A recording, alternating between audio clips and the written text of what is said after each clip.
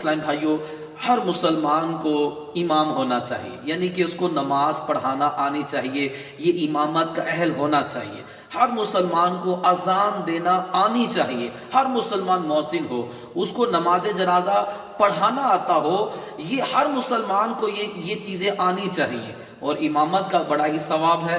نبی کریم صلی اللہ تعالی علیہ وسلم نے ارشاد فرمایا، 3 قسم کے لوگ ہوں گے جنہیں قیامت میں کسی قسم کا کوئی خوف نہیں ہوگا، دہشت بھی نہیں ہوگی، ان کا حساب بھی نہیں ہوگا، اور لوگوں کا جب تک حساب ہوتا رہے گا تب تک وہ بڑے اطمینان کے ساتھ مشک کے ٹیلوں پر بیٹھے ہوں گے۔ ایک وہ شخص جس نے قرآن پڑھا، دوسرا وہ شخص جس نے قوم کی رضامندی سے امامت کی، امام بنا، تیسرا وہ شخص جس نے 5 نمازوں کی اذان دی۔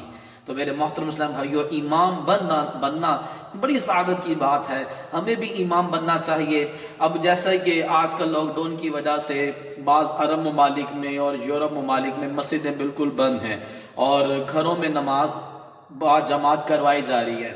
جب عذر کے تحت، جب مسجد قریب نہ ہو یا مسجد بند ہے، کسی بنا پر مجبوری کے طور پر گھر میں جماعت قائم کی جاری ہے، تو یہ ثواب مسجد والا ہی ثواب ملے گا۔ لیکن قریب مسجد ہو اور بلا عذر شرعی گھر کے اندر جماعت قائم کرنا، یہ گناہ کا کام ہے۔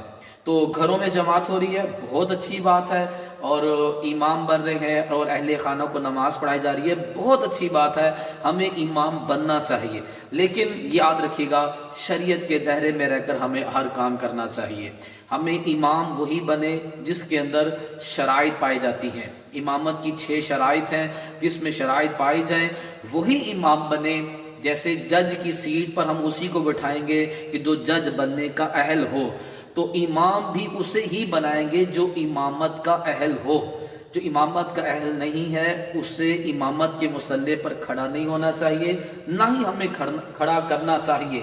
اگر ایسے بندے کے پیچھے نماز پڑھیں گے جس کو شریعت اجازت نہیں دیتی، وہ امامت کا اہل نہیں ہے، تو ایک تو ہماری نماز نہیں ہوگی، اس کو امام بنانے کا گناہ، اور اس کو امام بننا بھی نہیں چاہیے۔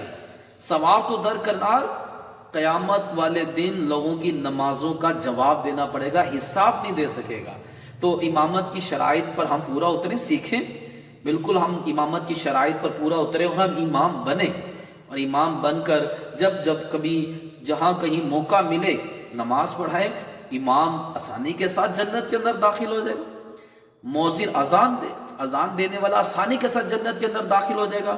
اب یہاں پر میں ایک اور مسئلہ آپ کو بتاتا چلوں کہ جو لوگ گھروں میں جماعت کر رہے ہیں، اگر ان کے گھر میں اذان کی آواز نہیں آ رہی تو ان کو چاہیے کہ وہ اپنے گھر میں اذان دیں اور اقامت کہہ کر پھر نماز پڑھیں۔ اگر اذان نہیں کہیں گے، نماز تو ہو جائے گی لیکن یہ عمل درست نہیں ہے، کیونکہ اذان، جماعت کے لیے اذان سنت مؤکدہ ہے، اور سنت مؤکدہ کا ترک یہ ایک آدھ بار تو بہت برا ہے، اگر عادت بنا لے سنت مؤکدہ کو چھوڑنے کی تو یہ صغیرہ گناہ کہلاتا ہے۔ تو امامت کی شرائط بھی میں انشاءاللہ آپ کو امامت کی شرائط بتاؤں گا میں، تو اور اس شرائط کے مطابق جو ہے وہ ہمیں امام بننا چاہیے، امام بنانا چاہیے۔ اللہ تعالی ہمیں عمل کرنے کی توفیق عطا فرمائے۔ ضرور مدنی چینل دیکھتے رہیں، انشاءاللہ عز و جل ہمارے علم میں